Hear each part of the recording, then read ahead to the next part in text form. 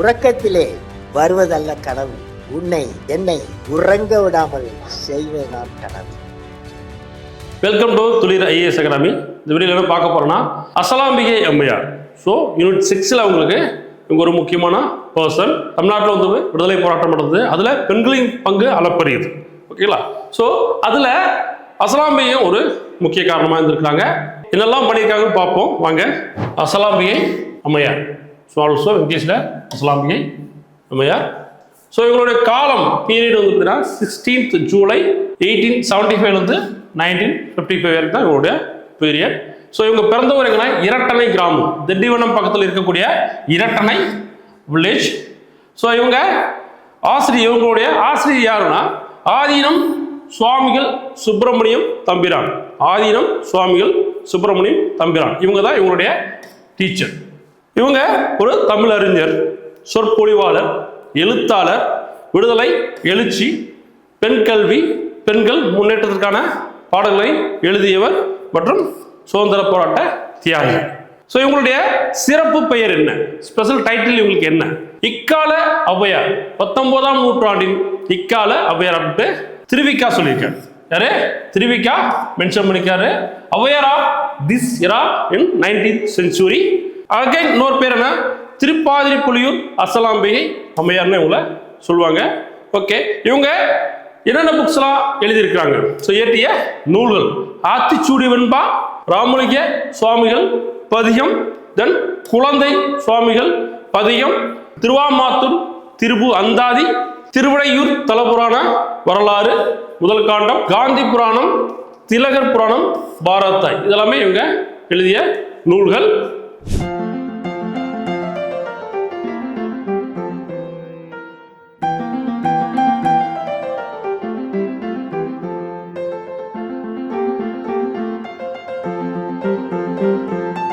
So இவங்களுடைய சிறப்புகள் பாருங்க. இவங்களுடைய சிறப்புகள் என்னன்னு பார்த்தீங்கன்னா, இவங்களுடைய சிறப்புகள் தமிழில் காரைக்கால் அம்மையாருக்கு பின்னர் அந்தாதி பாட்டு எழுதிய பெண் கவிஞர். ஸோ தமிழ்ல அந்தாதி பாட்டு யார் எழுதியிருக்காங்க? காரைக்கால் அம்மையார் எழுதியிருக்காங்க. அதுக்கப்புறம் எழுது யாருன்னா அசலாம்பிகை அம்மையார். சங்க பாடல்கள் எவ்வாறு அமைந்துள்ளதோ அதே போன்று கவிதை வடிவில் காந்தி புராணம் இயற்றியவர். பாருங்க, சங்க பாடல்கள் எப்படி அமைஞ்சிருக்கும் அதே மாதிரி உங்களுக்கு காந்தி புராணத்தை இவங்க எழுதியிருக்கிறாங்க. தேசத்தந்தை மகாத்மா காந்தியின் பிறப்பு முதல் அவரின் புராணத்தை காண்டங்களாக பிரித்திருக்காங்க. பாருங்க, காந்தியோட பிறப்பு முதல் கடைசி காலம் வரைக்கும் வந்து பார்த்தீங்கன்னா அவங்க வாழ்க்கையை 8 காண்டங்களாக பிரித்து இவங்க எழுதியிருக்கிறாங்க. இந்த நூலில் 2 காண்டங்கள் காந்தி சிறை சென்றது வரையும், 4ஆம் காண்டம் கதர் தொண்டனை கருப்பொருளாக கொன்றது. இன்னொன்று முக்கியமான விஷயம் என்ன, ஜனவரி 1906 சக்கரவர்த்தினி மகளிர் இதழில் வேல்ஸ் இளவரசரை வரவேற்று புனைந்த பாரதியார் தனது பாடலும் பண்டிதை அசலாம்பி அம்மையார் பாடலையும் சேர்த்து வெளியிட்டிருக்காங்க.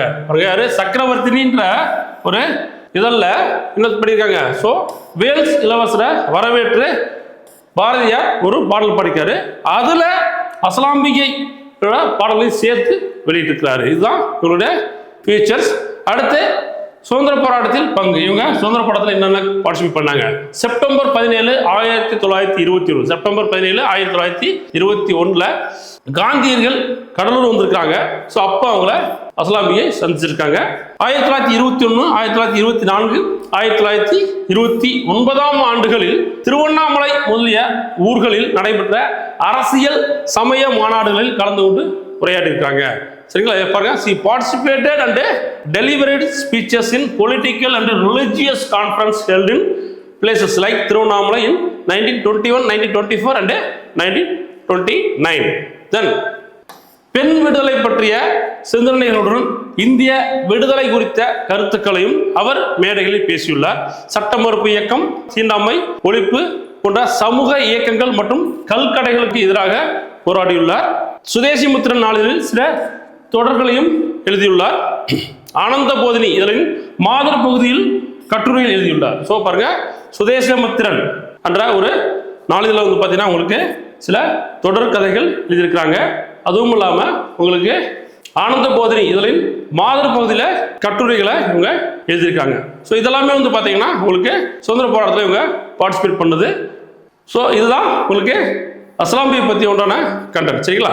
ஸோ கண்டிப்பாக வரக்கூடிய எக்ஸாமினேஷனில் உங்களுக்கு இந்த மாதிரி கேள்வி கேட்கறதுக்கு வாய்ப்புகள் இருக்குது. சரிங்களா?